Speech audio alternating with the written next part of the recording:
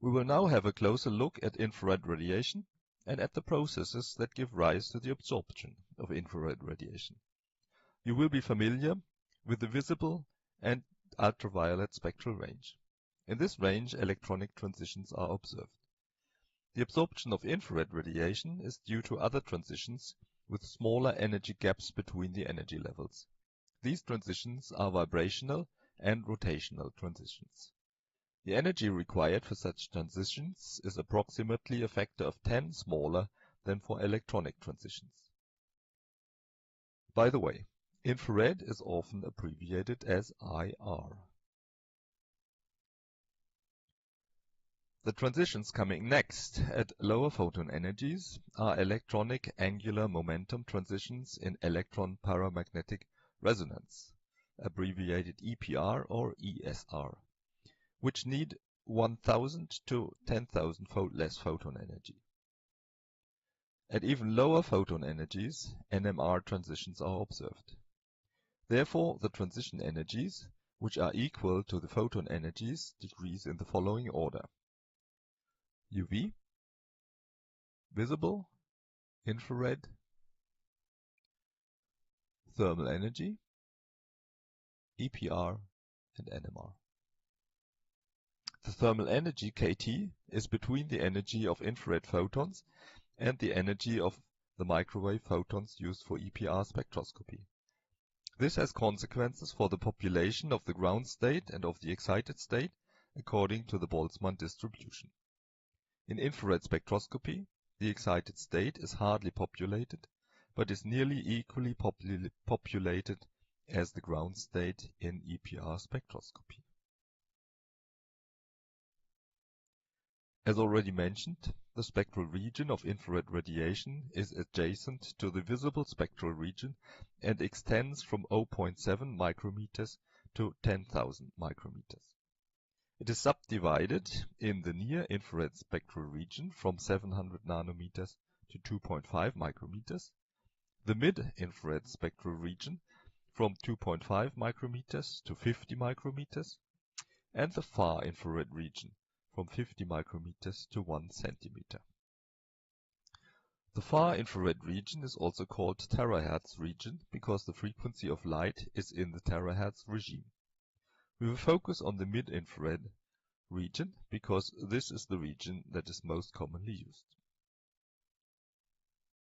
As mentioned before, infrared spectroscopists do not use the wavelengths in micrometers to plot their spectra, but rather the inverse of the wavelengths, the wave number, in the units of reciprocal centimeters. The symbol for wave number is the Greek letter nu with a tilde on top, as shown here. The quantity wave number has two advantages. First, it is proportional to the frequency of light, and thus to photon energy. And second, it enables a simple conversion to wavelength. The unit of wave number is reciprocal centimeters or inverse centimeters. Quantity wave number and unit reciprocal centimeters are often confused.